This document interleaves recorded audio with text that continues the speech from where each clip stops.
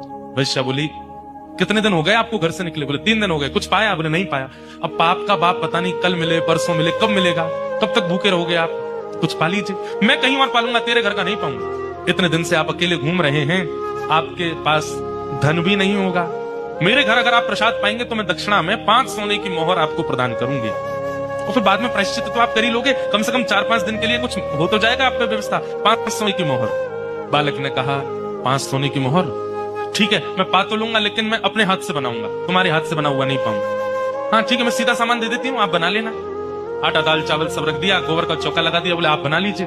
बालक, ब्राह्मण बालक जैसे ही बैठा बनाने के लिए, वैश्या आई आकर के बोली, मुझे बहुत कष्ट हो रहा है, मैं देख नहीं पा रही हूँ, आप मेरे सामने बैठ के अपने हाथ से बना रहे हैं। मैं 5 की जगह 10 सोने की मोहर दक्षिणा में दे दूंगी, मुझे बनाने दीजिए ना, ये अवसर मुझे कब मिलेगा?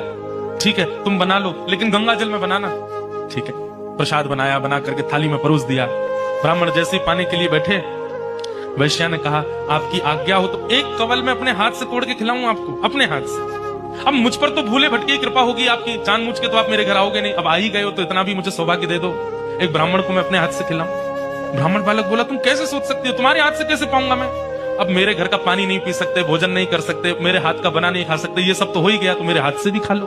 ब्राह्मण बोले, बिल्कुल नहीं, 15 सोने की मोहर दूंगी दक्षिणा में, मेरे हाथ से पालो।